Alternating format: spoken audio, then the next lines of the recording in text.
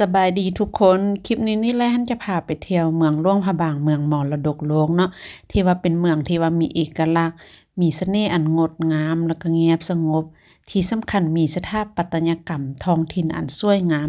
โครงสร้างภายในตัวเมืองนี่ยังรักษาความเป็นดั้งเดิมผู้คนในท้องถิ่นก็ยิ้มแย้มแจ่มใสเป็นมิตรคลิปนี้นี่จะพาไปเช็คอินอยู่ตามจุดต่างๆที่แรกไปเที่ยวเนาะแต่ว่าจะพาออกไปนอกเมืองก่อนเดี๋ยวเป็นได้เฮาไปเบิ่งพร้อมกันเลย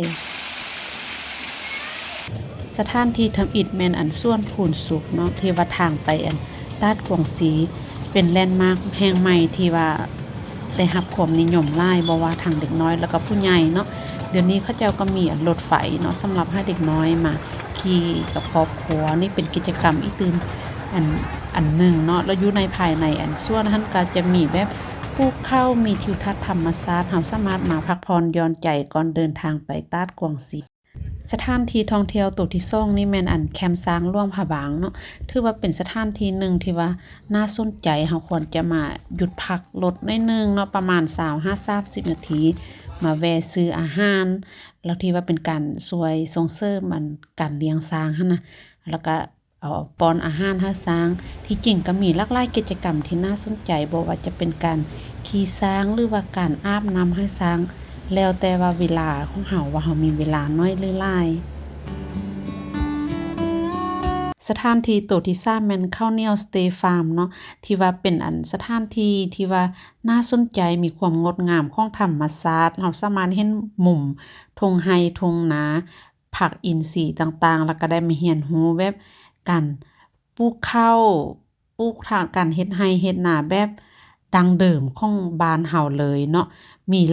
หลายขั้นตอนถ้าว่าเพิ่งมีเวลาแนะนำมาเที่ยวได้แล้วอยู่ในข้าวเหนียวฟาร์มสเตย์นี้ยังมีเป็นบ้านพักแบบตากอากาศให้เฮาสามารถมาพักผ่อนแล้วก็มีอาหารมีหยังไว้คอยบริการอีกสถานที่ตัวที่4แล้วแม่นมาซิมเบิ่งกะแลมนมขวายเนาะที่ว่าเขาเจ้าหั้นมีกะแลมหลากหลายรสชาติบริการแต่ว่าอยู่ในห้านหั้นถือว่าเป็นศูนย์เฮาสามารถมาเรียนรู้เรื่องการเลี้ยงควายการอาบน้ำให้ควายแล้วก็มีหลากหลายอื่นที่น่าสนใจหั่นน่ะเพิ่นมีเวลามาเที่ยวชมได้ส่วนสถานที่ตัวที่5นี่มันกาเฟขี้เง่นเนาะที่ว่าอยู่ส่วนบ้านอูมฮักทางไปตาดกวงศรีนี่คือกันเนาะอยู่ในนี้นี่นะเฮาจะมาเบิ่งว่ามาซิมเบิ่งกาเฟที่ว่าเขาจะเอาเม็ดกาเฟหั่นน่ะให้ตัวเงี้ยนหั่นกินเนาะแล้วผ่านระบบการย่อยอาหารต่างๆมันก็ออกมาหั่นแหละตามชื่อหั่นแหละเนาะกาเฟขี้เง่นแล้วราคานี่ก็ค่อนข้างจะแพงแต่ว่ามันก็คุ้มค่าในการลองแล้วอยู่ในนี้ก็เป็นการส่งเสริมผลิตภัณฑ์ของคนลาวที่ว่าเขาเจ้าเฮ็ดโดยการใช้ตัวเงี้ยนแล้วก็การบำรุงรักษาการเลี้ยงดูตัวเงี้ยนเองเนาะสถานที่ตัวที่6แม่นตาดแก้วมงคลเนาะก่อนจะไปฮอดตาดกวงศรีนี่บ่ไกลหลายเฮาสามารถมาชมกับน้ำตกตาดแล้วก็มาซึมซับมานั่งกินข้าวอยู่ร้านอาหารนี่ได้เลยบ่ว่าน่าสนใจสุดๆสถานที่ท่องเที่ยวตัวที่7แล้วมันน้ำตกตาดกวงศรีที่ว่าเป็นสัญลักษณ์ของหลวงพระบางเลยเนาะอยู่ในนี้ก็ยังมีตัวมีที่ว่ามีหลากหลายสายพันธุ์ให้เฮาได้เรียนรู้แล้วก็ได้รับชมเนาะแล้วอยู่ในนี้หั่นน่ะยังมีหยุดถ้าเฮามีเวลาแล้วเฮาจะย่างขึ้นไปทางเทิงเลยเนาะมันมีขึ้นภูไปอีกตื่มน้อยนึงจะได้เบิ่งวิวที่งามที่สุดอยู่ในตาดกวงศรีนี่เลยเนาะแล้วก็ได้เบิ่งชื่นชมกับบรรยากาศแล้วก็มีเกาะทรายน้ำเย็นๆอยู่ในตาดกวงศรีสามารถสั่งอาหารมาได้หรือว่าเฮาจะเอาอาหารมาเองได้คือดังที่พวกเฮาฮู้เนาะว่าหลวงพระบางให้มันอยู่ระหว่างกลางแม่ซ่องแม่น้ำเนาะแม่น้ำคลองและแม่น้ำขานขนาดที่ว่าไล่ประจบกันเนาะฉะนั้นการขี่เรือลองตามแม่น้ำคลองถือว่าเป็นตัวเลือกหนึ่งที่ได้รับความนิยมได้หลายคนก็จะมาขี่เรือไปเยี่ยมชมถ้ำปากอูแล้วก็ไปตาดกวงศรีก็ขี่เรือไปได้เนาะแต่ว่าแลหันจะพาขี่เรือท้องถิ่นเนาะเรือข้ามฟากท้องถิ่นหันไปเที่ยวหมู่บ้านหัตถกรรมอยู่อีตืมเบืองนึงหั่นเนาะ สถานที่ท่องเที่ยวโตที่8ละแม่นหมู่บ้านหัตถกรรมบ้านจานเนาะเป็นหมู่บ้านเครื่องปั้นดินเผาเลย ที่เขาเจ้าใช้เป็นการปั้นดินเผาแบบดั้งเดิม แล้วก็ผ่านมาหลากหลายศตวรรษแล้วเนาะในการมาเยี่ยมชมหมู่บ้านนี้ก็จะได้เรียนรู้วิธีการเป็นอยู่ของคนในท้องถิ่นแล้วไผที่ว่าสนใจก็สามารถมาเรียนรู้วิธีการปั้นดินเผาได้เนาะบ่ว่าเด็กน้อยหรือผู้ใหญ่ก็สามารถมาเรียนได้คือกันอยู่ภายในบ้านก็มีศูนย์หัตถกรรมที่ว่าเราสามารถไปเบิ่งแล้วก็ไปแวะซื้อเครื่องหัตถกรรมติดไม้ติดมือกลับบ้านเนาะ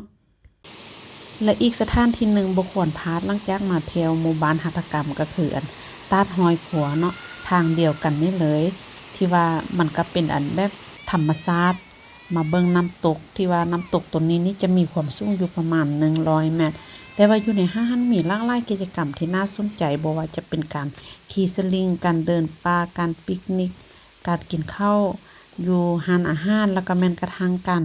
ชื่นชมดอกไม้บอกได้เลยว่าดอกไม้อยู่นี่งามเกือบว่างามที่สุดอยู่ในเมืองหลวงเลยเนาะผู้ใดว่างก็สามารถมาพักผ่อนหย่อนใจอยู่น้ำตกต้านหอยขวานี่ได้สถานที่ท่องเที่ยวโตที่10มื้อนี้ก็แม่นออกพบตบที่ว่ามีความหมายว่าแม่นแบบการค้นพบผ้าแพรลาวที่ว่าผ่านสิ่งที่ว่าเขาเจ้าทอหั่นน่ะจะแม่นแบบตะเวนออกมาพบกับตาเวนตกก็เลยเป็นชื่อของหาดนี้เนาะสามารถมาเช็คอินมาเที่ยวชมได้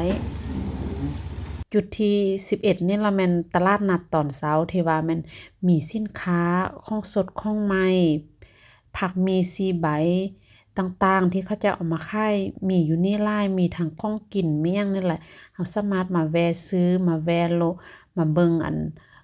เครื่องปลาของดงที่ว่าสาวบ้านเขาเจ้าหาแล้วก็เอามาขายเองหันนะแล้วก็มีแม่ค้าแด้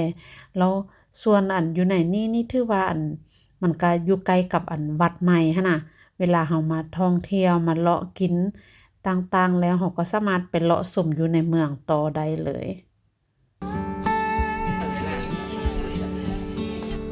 พระธาตุภูซี่เนาะย่างออกกำลังกายขึ้นไปเลยเนาะอยู่ในนี้จะมีขั้นใดอยู่ประมาณ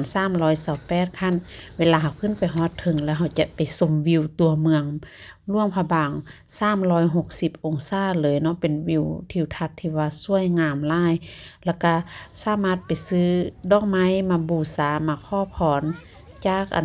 มันมีวัดอยู่ในหั่นมาขอพรได้เลยเนาะมาพักพรย้อนใจส่วนหลายต่างชาติเขาจะมักขึ้นมาเบิ่งตอนพระอาทิตย์ตกดินตอนแลงแต่ว่าคนหลายที่สุดเลยจุดที่13แล้วเป็นหอพิพิธภัณฑ์แห่งชาติหลวงพระบางหรือว่าพระราชวังเก่าเนาะตั้งแต่กี้ให้มันเป็นพระราชวังของเจ้าชีวิตหลวงพระบางหั่นน่ะมาตั้งแต่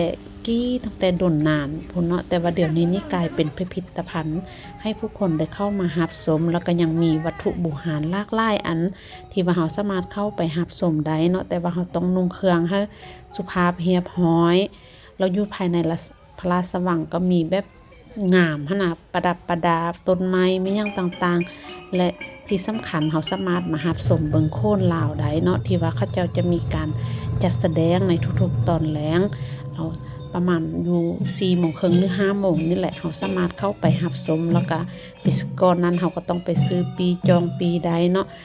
บอกเลยว่าตรงนี้นี่น่าสนใจสุดๆที่ว่าเราบ่ควรพลาดเลยจุดสุดท้ายแล้วแม่นวัดเสียงทองถือว่าเป็นวัดหลวงประจำราชวงศ์ล้านช้างราชวงศ์หลวงพระบางแล้วก็ราชวงศ์ลาวเลยเนาะเป็นสถานที่ที่ว่าเราจะมาสักการะบูชามาขอพรแล้วก็เป็นที่ชุมนุมของชาวพุทธทั้งหลายที่ว่ามาอยู่วัดเสียงทองแห่งนี้ในงานต่างๆบ่ว่าจะเป็นบุญปีใหม่หรือว่างานอื่นๆที่มีความสำคัญในระดับชาติสามารถมารับชมมาถ่ายรูปได้ที่จริงก็ยังมีหลากหลายสถานที่ที่น่าสนใจหลายที่ว่ายังบ่ได้เว้าอยู่ในคลิปนี้เราก็สามารถมารับชมมาท่องเที่ยวได้เนาะเดี๋ยวแลหันขอจบคลิปไว้เพียงเท่านี้ก่อนขอบใจหลายๆที่เข้ามาติดตามรับชมแล้วพบกันใหม่ในคลิปต่อไป